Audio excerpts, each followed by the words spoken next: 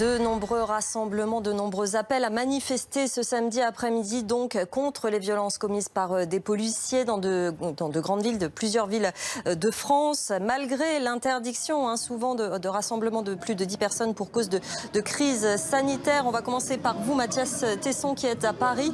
Du côté de la place de la Concorde, 2 manifestations demandées, 2 manifestations interdites et beaucoup de monde dans les rues cet après-midi. Oui, Sandra, plusieurs centaines de personnes, peut-être même un peu plus, qui sont mobilisées cet après-midi, pas loin de la place de la Concorde. Ici, nous sommes rue Royale, c'est une rue adjacente. Et en fait, les manifestants ont choisi de quitter la place de la Concorde pour tenter d'aller s'approcher un peu plus près de l'ambassade américaine qui est située à une centaine de mètres d'ici. Bien évidemment, les 1800 policiers et gendarmes mobilisés les en empêchent actuellement. Vous découvrez ce cordon de force de l'ordre qui est placé ici, rue Royale. Et là, il vient d'y avoir une prise de parole à l'instant de cet homme que vous avez découvert sur les images de Fred Leclerc-Imhoff à l'instant. Cet homme, c'est le porte-parole de la brigade anti-négrophobie. La brigade anti-négrophobie, c'est une des 2 associations qui a lancé cet appel à manifester cet après-midi ici à Paris, accompagné de la LDNA, la Ligue de défense noire africaine. Et à l'heure actuelle, plusieurs milliers de personnes sont là pour rendre hommage notamment à George Floyd. Vous savez, cet homme de 46 ans décédé le 25 mai dernier à Minneapolis pendant son interpellation par un policier blanc. Et les manifestants ici expliquent que non, ce n'est pas la même chose qu'aux États-Unis, mais qu'il faut être vigilant, extrêmement vigilant à ce qui se passe aux États-Unis n'arrive pas en France en termes de racisme institutionnel et de racisme policier. C'est ce que les manifestants expliquent cet après-midi. Ici, plusieurs centaines, peut-être plusieurs milliers de personnes mobilisées qui manifestent au son de Black Lives Matter ou No Justice, No Peace, pas de justice, pas de paix. Merci beaucoup Mathias Tesson, donc tout près de la place de la Concorde à Paris avec Frédéric Leclerc-Imhoff. On continue à parler bien évidemment de ces manifestations avec nos invités. Farid Temsamani, bonjour. Bonjour. Merci d'être sur le plateau de BFM TV. Vous êtes porte-parole de l'association Banlieue Plus et on accueille également Denis Jacob. Bonjour, vous êtes secrétaire général du syndicat Alternative Police. Je voudrais vous faire écouter tout d'abord, Denis Jacob, le son de Jean-Luc Mélenchon qui participera ce soir à la manifestation à Marseille. Voici ce qu'il disait ce matin des syndicats de police. Écoutez. Les syndicats de police se comportent d'une manière indigne. Nous avons connu la période où le secrétaire général du plus gros syndicat de police, Bernard Delplace, avait appelé les policiers à la retenue et à l'honneur du métier, parce que c'est un métier d'assurer la sécurité. Le syndicat de police qui est capable de menacer des juges, comme l'a fait le syndicat Alliance, sans que ni la garde des Sceaux, ni le ministre de l'Intérieur ne disent rien, qui est capable d'assiéger un siège politique, en l'occurrence le mien, sans que personne ne dise rien, des officiels de ce pays, eh bien, c'est un problème. Voilà donc pour la charge de Jean-Luc Mélenchon. Là, vous voyez ces images ici en direct à Lyon avec ces manifestants très jeunes pour la plupart qui viennent de faire ce geste symbolique, ce genou à terre, ce poing levé en référence notamment à la mort de George Floyd aux États-Unis le 25 mai dernier. On va en reparler, on va analyser cette image dans un instant avec Dominique Rizet. Mais d'abord, votre réaction, Denis Jacob, aux propos de Jean-Luc Mélenchon. On est habitué aux propos de Jean-Luc Mélenchon, mais en l'occurrence, il cible un syndicat en particulier. Je ne le représente pas, ce syndicat, donc il appartient aux membres du syndicat mis en cause d'y répondre. Moi, ce que je constate, c'est qu'une fois de plus, Jean-Luc Mélenchon est dans une démarche globale anti-flic. C'est pas nouveau, on est habitué. C'est son parti politique qui appelle notamment à dissoudre les BAC et à désarmer la police en général. J'ai eu l'occasion d'ailleurs de lire très récemment Alexis Corbière également. Bon, voilà, Jean-Luc Mélenchon est égal à lui-même. Je n'irai pas plus loin dans mes propos qui pourraient prendre une tournure beaucoup plus méchante. Je regrette une fois de plus que des élus de la République, je dis bien des élus de la République, attisent cette haine à l'égard de la police nationale et mettent de l'huile sur le feu alors que la situation est suffisamment compliquée et grave sans que le politique en fasse une espèce de récupération dans une période où on est encore en période d'élection municipale. Mais est-ce qu'on peut pour autant se passer de politisation? On sait effectivement que ça peut envenimer le dialogue, mais ce dialogue, il va falloir le trouver. Est-ce que ça passe pas par les politiques? Comment on peut trouver ce dialogue entre, d'un côté, les policiers qui essayent de faire leur travail face à des manifestations qui parfois dégénèrent, et puis ces personnes qui ont des revendications très claires, sur des problèmes qui durent depuis très longtemps? Comment on trouve ce dialogue entre les deux parties? Alors, vous savez, la police a déjà fait son introspection depuis des années. Ça fait plus de 20 ans qu'elle travaille sur son image, qu'elle essaye d'être ouverte et transparente. Moi, j'ai connu une police autre dans la fin des années 80, où il y avait une véritable chape de plomb, où tout était tabou, où on vivait en vase clos.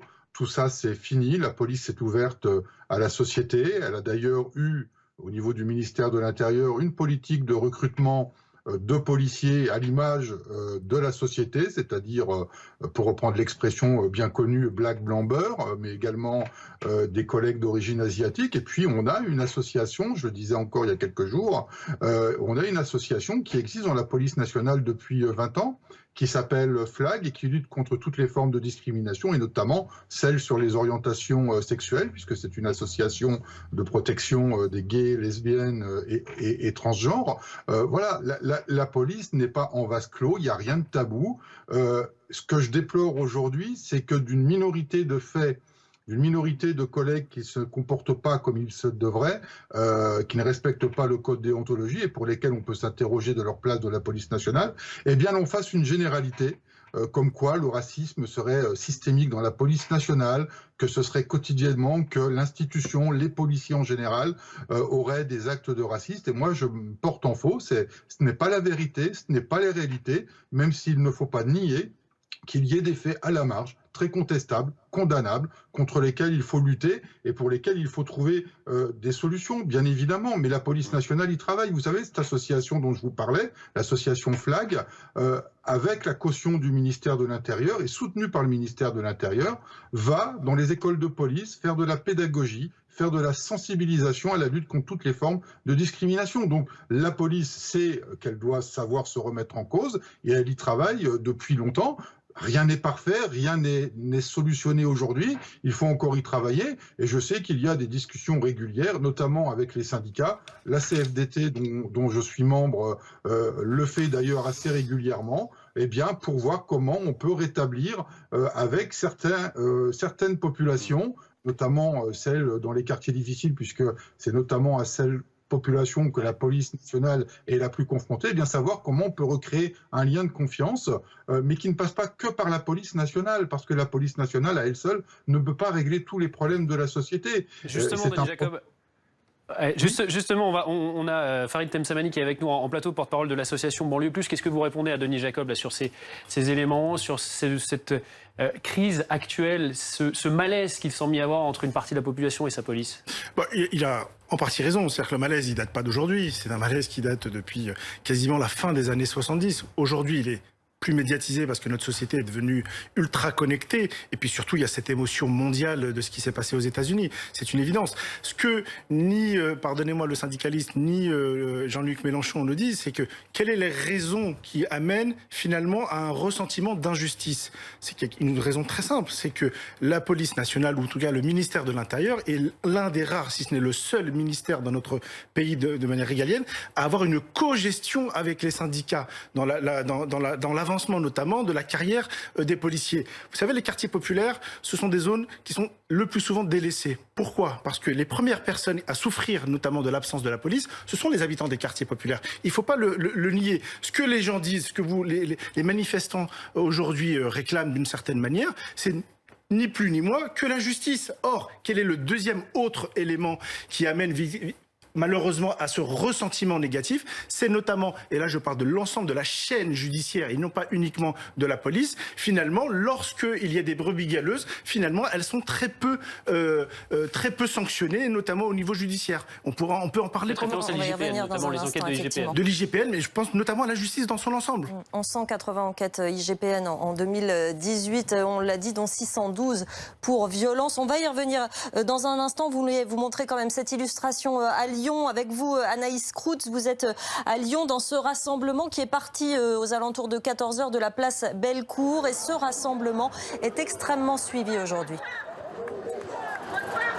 Oui, tout à fait. Il y a beaucoup de monde, 1 millier, voire 2000 personnes. C'est difficile à dire, mais en tout cas, beaucoup de monde qui participe à cette manifestation. des personnes, vous le voyez, vêtues de noir. C'était le dress code de ce rassemblement voulu par les organisateurs. Le point levé qui s'avance sur un parcours qui est un petit peu dévié de ce qui était prévu. Il y a un petit peu de confusion tout à l'heure. Le cortège s'est scindé en deux. Résultat, la plus grosse partie du cortège s'est retrouvée sur un autre parcours près des quais de Lyon. Un parcours qui a été bloqué par les forces de l'ordre très rapidement. Alors qu'on le rappelle, cette manifestation, elle a été autorisée par la préfecture. Vous l'avez vu tout à l'heure sur les images des bus publics. Ces manifestants ont mis un genou à terre en hommage à George Floyd qui est décédé il y a une dizaine de jours aux États-Unis suite à son interpellation. Cette manifestation qui se déroule dans le calme avec des applaudissements, le point levé, des pancartes brandies sur lesquelles on peut lire « Pas de justice, pas de paix », qui est aussi un slogan que ces manifestants scandent depuis le début de ce rassemblement. On a aussi pu lire en 2020 « Je dois marcher pour ma couleur de peau ». Ces manifestants donc qui continuent sur ces quais, un parcours qui n'avait pas été prédéfini, mais qui continue de marcher pour manifester contre le racisme et plus généralement contre les violences policières. Merci beaucoup Anaïs Routz à Lyon pour BFM TV avec Élise Phillips. Vous le disiez, effectivement, de manifestations qui font écho notamment à la mort de George Floyd. On a une image à vous montrer du côté de la Caroline du Nord, donc aux États-Unis. C'est l'État dans lequel était né George Floyd. Et voici son cercueil qui est en train d'arriver parce qu'il va y avoir donc une nouvelle cérémonie dans la chapelle de la ville de Rayford, dans cet État de Caroline du Nord, d'où était originaire George Floyd. On le rappelle, cet Afro-Américain de 46 ans qui est décédé le 25 mai dernier, asphyxié lors d'une interpellation très violente par les policiers. Beaucoup d'hommages évidemment. Beaucoup de personnes devraient assister, des centaines de personnes, nous disait Cédric Fesch tout à l'heure, à cette cérémonie, et des rassemblements devraient à nouveau avoir lieu aux États-Unis. Vague d'émotion depuis maintenant 10 jours dans le pays après la mort de George Floyd. Et on va y revenir bien sûr dans un instant sur BFM TV, sur ce qui se passe aux États-Unis en ce moment en vue de cette cérémonie en Caroline du Nord ce soir, et ce qui se passe en France, à Londres aussi, dans les grandes villes. Notre pays est mobilisé aujourd'hui contre les violences commises par des policiers. Voyez ces images en direct de Paris où les rassemblements ont été interdits, mais il y a beaucoup de monde dans les rues. On y revient dans un instant avec nos invités. –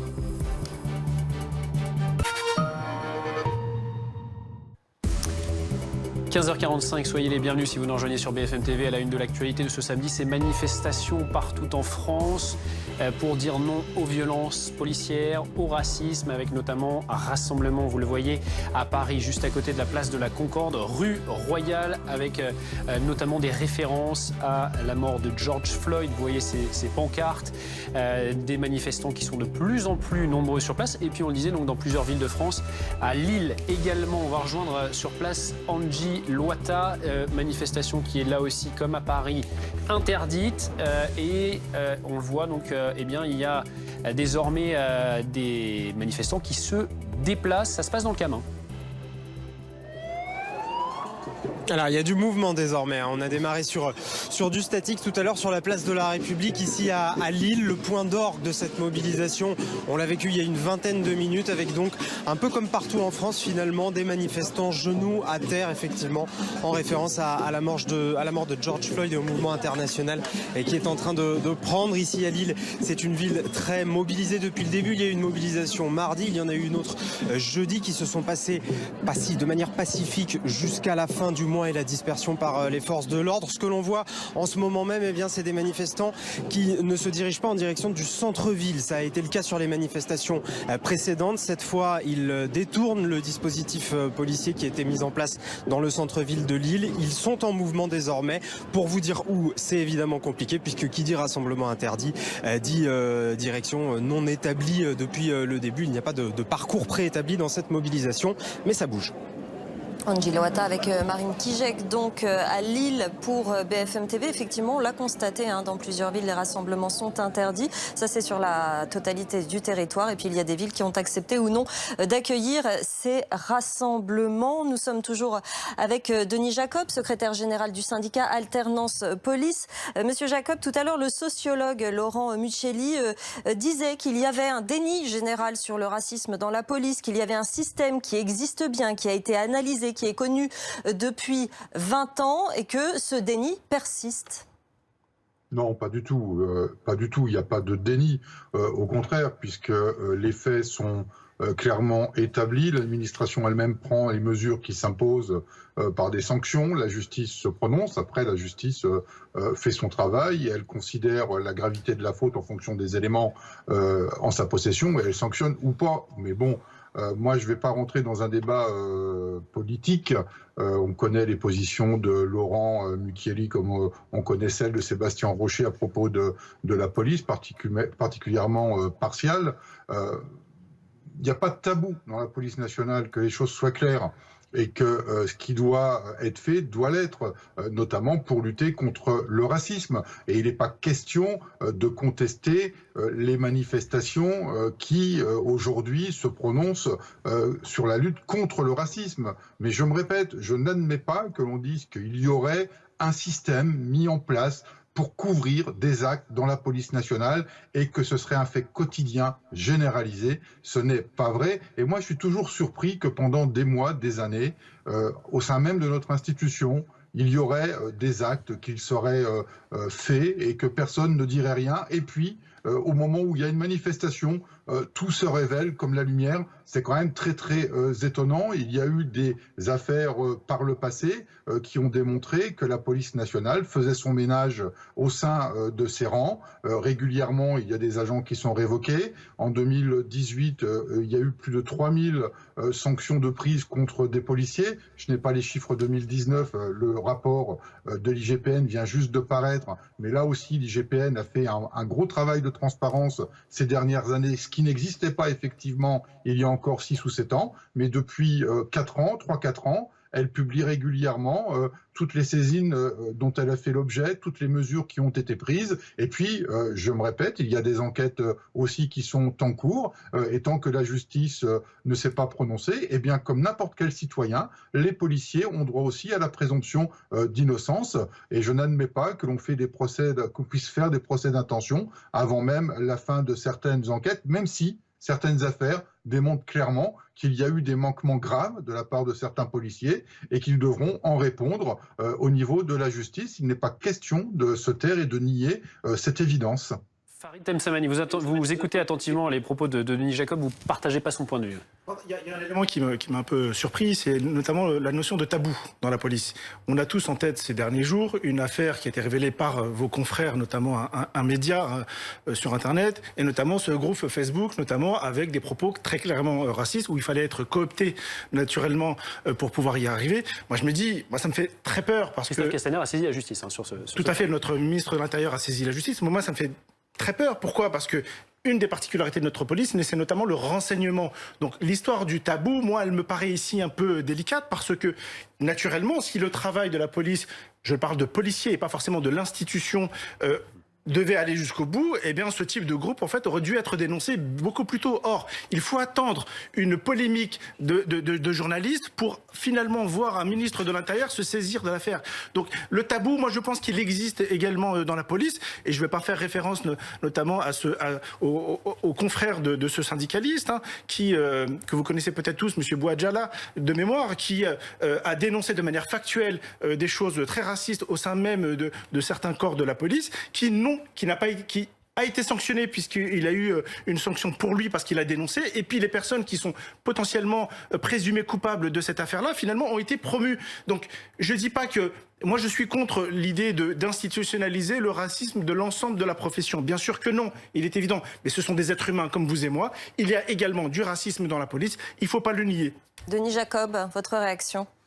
Alors, moi, je pense que, ou soit monsieur est obtus, ou il n'a pas compris ce que j'ai dit. Il n'est absolument pas question de nier quoi que ce soit, que les choses soient claires. Par contre, vous parlez d'une chose très grave, et là, je vous mets en garde par rapport à ce que vous dites, parce qu'il faut être sûr de ce que vous dites. Vous parlez d'un groupe Facebook, oui, et il faut le condamner, mais c'est pas 8000 policiers qu'il y a dans ce groupe. Et plus encore, on ne sait pas qui est dans ce groupe. Je rappelle que c'est un groupe privé, que tout le monde n'y a pas accès, qu'il faut être coopté, qu'il semble qu'il y ait des propos, moi-même je ne sais pas ce qui s'y dit, et qu'il faut peut-être quand même attendre le résultat de l'enquête, là aussi, sur ce qui se passe dans ce groupe et qui en est à l'origine et qui s'exprime pour dire si effectivement ce sont des milliers de policiers ou si c'est que quelques dizaines de policiers qui ont rejoint un groupe extrémiste raciste et qui s'expriment dans ce groupe. Donc il faut être très très prudent quand on affirme des choses. Aujourd'hui, il n'est pas établi que ce groupe représente des milliers de policiers. On verra ce que dit l'enquête, effectivement. Merci beaucoup, messieurs. Désolé, on n'a plus le temps. On va avoir une petite image également de Bordeaux. Les manifestations également à Bordeaux, on vous le disait, dans plusieurs villes de France aujourd'hui interdites normalement. Le rassemblement à plus de 10 personnes en raison de la crise sanitaire. Et regardez ce geste symbolique, le genou à terre, le poing levé qu'on voit désormais dans de nombreux pays depuis la mort de George Floyd. Notamment, on continue à reparler de cette manifestation contre les violences policières et le racisme dans un instant tout de suite. C'est bien évidemment dans quelques instants.